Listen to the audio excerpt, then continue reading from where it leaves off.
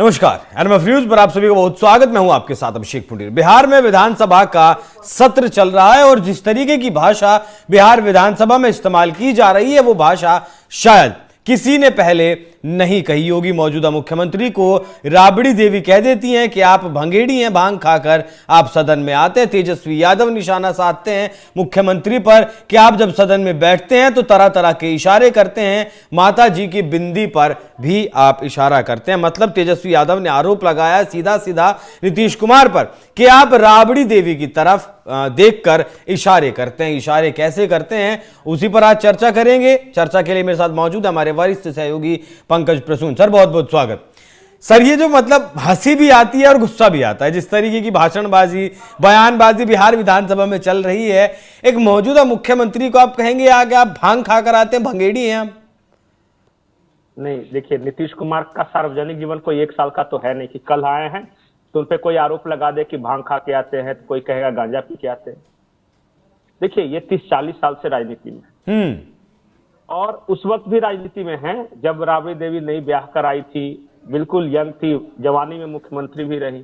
जब उस वक्त नहीं छेड़ा तो अब बुढ़ापे में क्या छेड़े, और इस एज में आकर ये बेकार की बात है। और नहीं, सदन में नहीं करनी चाहिए ना इस तरीके की बेकार की बातें।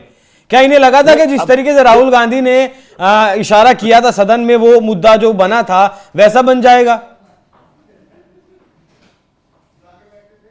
मेरी आवाज आ रही है ना? जी जी आ रही है।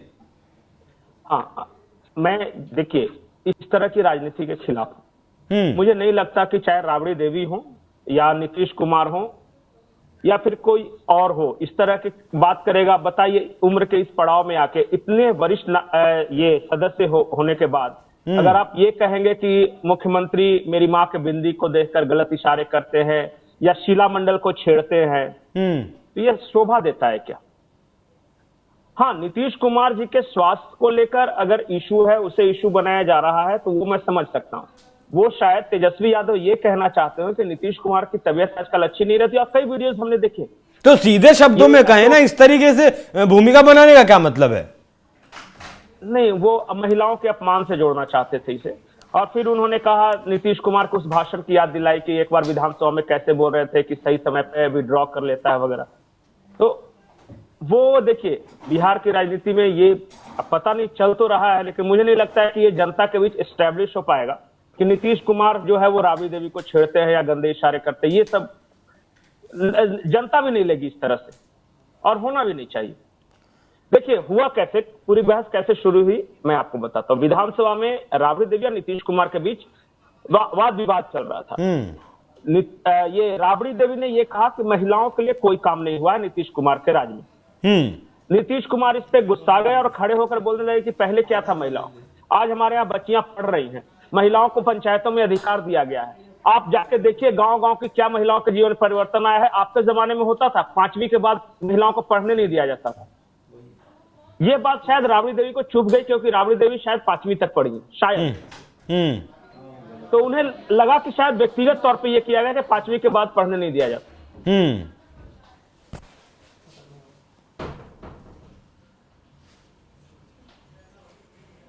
हेलो, जी जी जी आवाज आ रही है जी। बात इसके बाद मुसलमानों पे आई तो नीतीश कुमार ने कहा कि आप लोग पहले मुसलमानों को कितना पीटते थे। फिर उन्होंने खास एक जाति का नाम लिया कि पहले यादव लोग पीटते भी थे और वोट भी लेते थे उन्हें डरा धमका खाकर। हम लोगों ने मुसलमानों के लिए असली काम किया है, और जाके देखिए कि मुसलमानों को, उन महिलाओं को हमने जितना फायदा दिया, आप सब कहो कि आप नहीं दे रहे, आप लड़वाते हैं सिर्फ, आप सिर्फ समाज में तनाव पैदा करना चाहते हैं।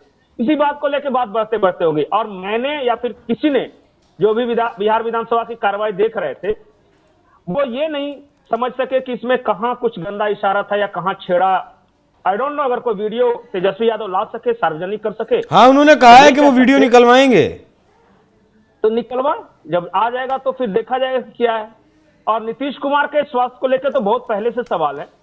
अभी कुछ दिनों पहले होली मिलन समारोह था, रविशंकर प्रसाद उनसे बहुत छोटे हैं। हाँ, नीतीश कुमार गए, उनका पांव छूने लगे, रविशंकर प्रसाद ने रोका।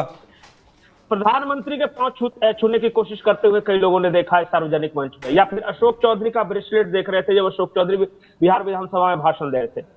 देखिए कई लोग ये कहते हैं कि शायद नीतीश कुमार को भूलने की बीमारी, क्योंकि एक बार और एक वीडियो आया था कि एक फरियादी आया था जनता दरबार में, तो जिस सेक्रेटरी के डिपार्टमेंट का काम था वो वहां पे खड़ा था और नीतीश कुमार कह रहे थे बुलाओ उस सेक्रेटरी को जी। उसने कहा कि सर मैं ही हूं, तो बोले कि अच्छा। तो शायद हो जाता है, दिमाग से उतर जाता है आदमी के, इतने काम करता है सारा नहीं, दिन। दिमाग भूलने की बीमारी हो भी सकती है। नहीं, एज के जिस पड़ाव में है, हाँ 75 के आसपास उम्र हो रही है। कहा लोग ये कह रहे हैं और विपक्ष भी ये कह रहा है कि नीतीश कुमार शायद उतने स्वस्थ नहीं है उस हिसाब से कि बिहार को चला सके। और आरोप ये लगाते हैं, तेजस्वी ने आरोप लगाया था कि 3-4 आईएएस ऑफिसर हैं वो नीतीश कुमार के बिहाफ में पूरे राज्य को चला रहे हैं। नीतीश कुमार से मुखौटा है, चेहरा है। और जेडीयू के भी कुछ लोग अब कहते हैं कि अब वो वक्त आ गया है कि नीतीश कुमार से आगे की बात की जाए कि अब कौन संभालेगा, इसलिए निशांत वगैरह का ये पूरा न्यूज आया था। बीच में आया वो निशांत का नाम फिर दब गया। नहीं, फिर उस डे 1 से मैं कह रहा था कि निशांत राजनीति में नहीं आएंगे इस बार चुनाव। लेकिन अब शिगुफा है, यही सब आईएएस अफसर जो 3-4 हैं यही सब शिगुफा छोड़ते रहते हैं कि निशांत आने वाले हैं वगैरह। लेकिन ऑन ए सीरियस नोट मैं कह रहा हूं कि जेडीयू के अंदर इस बात को लेकर चर्चा चल रही है कि नीतीश वो तो लंबे वक्त से चल रही है, खैर नेतृत्व कर सके। लेकिन मैं ये नहीं मानता कि इस तरह का कोई गंदी हरकत या इंटेंशन खराब रहा होगा राबड़ी देवी के प्रति, क्योंकि भाभी कहते हैं दोनों कॉलेज के जमाने से लालू यादव और नीतीश कुमार दोस्त हैं, और सुशील मोदी अब स्वर्गीय हो गए, दुनिया में नहीं, ये सब बहुत अच्छे मित्र हैं, रामविलास पासवान वगैरह, शादी ब्याह मरनी जीनी वगैरह में सब जाते रहते हैं। अब तेजस्वी यादव पर बैकफायर करेगा ये मुद्दा? मुझे ये नहीं पता कि तेजस्वी यादव पे बैकफायर करेगा नहीं, लेकिन जनता में स्टेब्लिश नहीं हो सकेगा। आरजेडी का भी जो कोर वोटर होगा, चाहे वो यादव हो मुस्लिम हो, वो भी नहीं मान सकते कि नीतीश कुमार राबड़ी देवी को छेड़ रहे थे। ये विश्वास करने योग्य बात ही नहीं है। ठीक है, तो हो सकता है कि कुछ इशारे हुए होंगे या फिर कोई वीडियो आया होगा, लेकिन मैं इंटेंशन नीतीश कुमार का इंटेंशन पर ही तो सवाल उठते हैं ना, सवाल तो इंटेंशन का ही है। अब नहीं, गलत इशारे नहीं करेंगे नीतीश जी, मैं इतना इस बात की गारंटी देता हूं। और देखिएगा फिर ये कल आपस में एक दूसरे के घर पे बैठे हुए नजर आएंगे। ये थोड़ी होता है राजनीति में, ठीक है मुद्दों के आधार पर एक दूसरे का विरोध होता है, चारित्रिक विरोध ना करे ना, लेकिन नहीं ऐसा है नहीं, चरित्र पर सवाल उठाना गलत हो जाता है। बिहार के लोगों को, हर लोगों को यकीन है कि नीतीश कुमार गलत इरादे से तो राबड़ी देवी की तरफ कुछ इशारे नहीं करेंगे, नहीं कर सकते वो।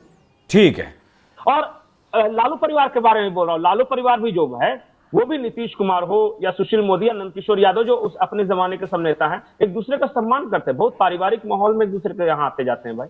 ठीक है, तो जो आरोप लगाए हैं तेजस्वी यादव ने वो निराधार नजर आते हैं, और तेजस्वी यादव से यहां ये सवाल बनता है कि सत्ता से जो दूर होने की झटपटाहट है उसकी वजह से क्या आप एक मुख्यमंत्री, मौजूदा मुख्यमंत्री जिसके साथ आपने भी सरकार चलाई है, जिसके नीचे आप भी डिप्टी सीएम रहे हैं, और उस पर ऐसे उसके चरित्र पर ऐसे सवाल उठाएंगे कि आपकी माताजी की तरफ, आपकी माताजी की बिंदी को लेकर उन्होंने कुछ इशारा किया। पंकज जी ने भी बताया कि पूरा बिहार जानता है कि उनका इंटेंशन हो सकता है किया हो, लेकिन उनका इंटेंशन कभी गलत नहीं था और ना रहेगा। बाकी पंकज जी बहुत बहुत धन्यवाद आपका।